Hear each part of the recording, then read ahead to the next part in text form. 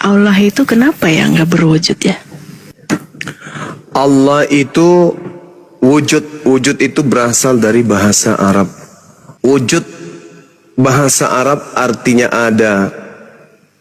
Kemudian adanya Allah itu bisa dipahami oleh orang yang berakal. Sekarang begini, kepala Anda, saudariku Grace, bagian belakang, kuping kiri dan kanan, apakah ada? Coba Anda, dari mana Anda bisa tahu kalau itu ada? Dengan menyentuhnya. Menyentuhnya. Nah, artinya mata ini bukan satu-satunya panca indera yang kita gunakan untuk mengetahui sesuatu itu ada atau tidak ada, betul? Betul. Al-Quran mengatakan sanurihim ayatina fil afaq wa fi anfusihim. Aku akan memperlihatkan kepada mereka manusia tanda-tanda kebesaranku, tanda-tanda keberadaanku di segenap penjuru dan pada diri mereka sendiri. Ketika kemudian Allah tidak memperlihatkan wujudnya, bukan berarti Allah itu tak ada. Ada banyak hal dalam kehidupan kita sehari-hari yang tak bisa kita lihat, tapi bisa kita rasakan kehadirannya. Contoh, rasa manis. Ada yang bisa melihat rasa manis itu? Tidak ada. Bisa enggak rasa manis itu kita rasa? Bisa. Dilihat boleh enggak? Enggak bisa. Nah, sekarang ternyata rasa itu bisa menjadi alat deteksi sesuatu itu ada. Allah mengatakan, aku lebih dekat kepada manusia daripada manusia itu kepada urat lehernya. Mari kita buktikan. Kalau kita bertanya nih kepada saudara Grace, apakah saudara Grace itu tahu roh yang Anda adalah Anda? Roh yang adalah Anda, yang Anda temanin duduk, baring, berdiri, berjalan, tertawa, sedih, merasa puas, merasa kecewa. Itu ada unsur roh, di mana roh itu adalah setitik dari cahaya ilahi yang Allah, yang Tuhan pencipta langit dan bumi titipkan pada manusia yang berakal ini. Pertanyaan saya, adakah saudari tahu makhluk roh yang ada pada diri saudara? Anda tiap hari bersihkan gigi, rapikan wajah, mempercantik kulit, jari-jarinya dikasih parfum segala macam. Tapi apakah Anda sadar tentang apa yang Anda lakukan itu adalah efek dari reaksi makhluk imaterial yang disebut roh yang ada pada diri saudara? Apakah Anda tahu roh itu seperti apa? Enggak. Nah, kok enggak? Padahal sudah berpuluh tahun hidup dengan rohnya sendiri, yang dipakai berbicara, yang dipakai berpikir, yang dipakai merasakan lapar, haus. Tapi kok enggak tahu? Itulah yang Allah katakan, walaqad khalaqnal insan wa na'lamu ma tuwaswisu bihi nafsuh wa nahnu aqrabu ilaihi min hablil warid. Kita dengan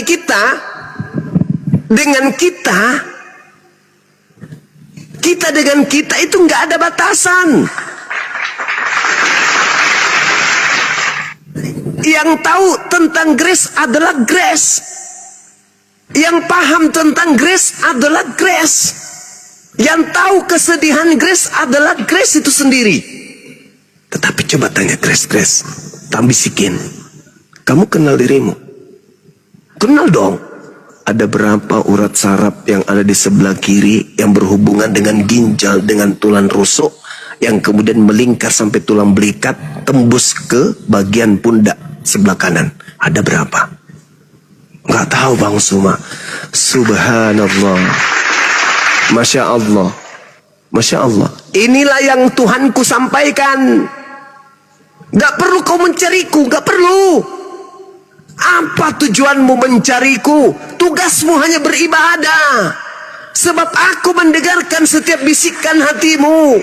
Ketika engkau meminta kepada manusia yang engkau anggap Tuhan, wahai Tuhanku yang adalah anak Maria, berikan kepadaku kesehatan.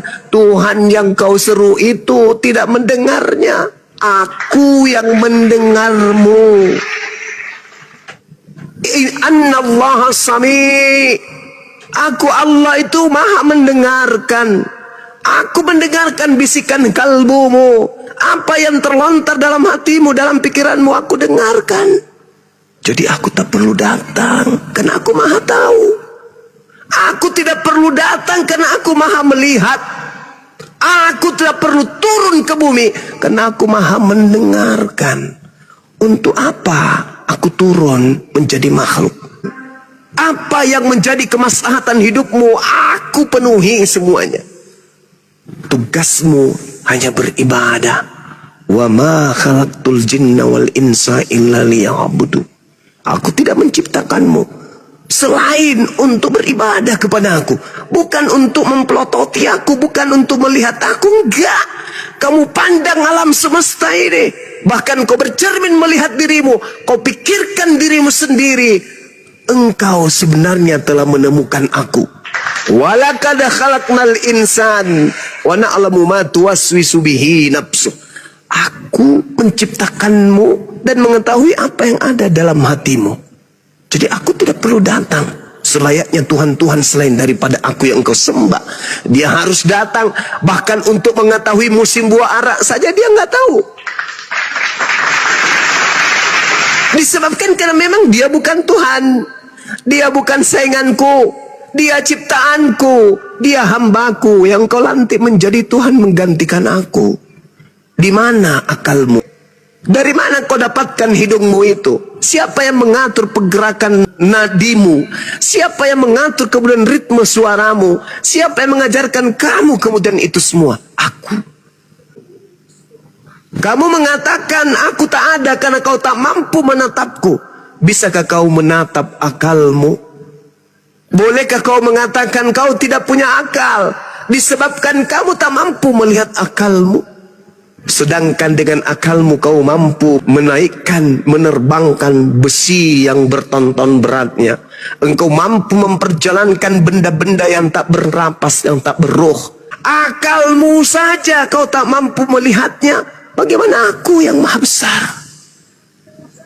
Nah, itu jawaban Al-Quranul Karim. Sehingga Al-Quran mengatakan, innama tunziru manittaba'a zikra wa khasyar rahmana bil ghaib. Fabashshirhum bimaghfirati wa ajrin karim. Sesungguhnya engkau hanya memberi peringatan kepada orang-orang yang mau mengikuti peringatan dan takut kepada Tuhan yang Maha Pengasih, walaupun mereka tidak melihat Tuhan tersebut. Jadi di Islam itu, saudari Grace, karena sadar bahwa hatinya senantiasa dilihat oleh Allah, ungkapan-ungkapan, bisikan-bisikan kalbunya senantiasa dilihat oleh Allah dan disadari sepenuh hati oleh umat Islam, maka hati umat Islam itu kecenderungannya jarang yang munafik. Segala sesuatu yang dilihat itu adalah makhluk. Di alam ini ya, segala sesuatu yang dapat dilihat itu pasti makhluk. Makanya dikatakan di dalam kitabnya orang Yahudi, Keluaran 33 nomor 20, dan juga di dalam Yeremia 10 nomor 6, 2 Samuel 7 22, tidak ada yang serupa dengan Tuhan. Laisa kamitslihi syai'. Ketika Anda memejamkan mata, mengambil pulpen, mengambil kertas putih, lalu Anda mencoba untuk menggoreskan wujud Tuhan. Anda tutup mata, Anda goyang-goyangkan pulpen itu, oh inilah wujud Tuhan.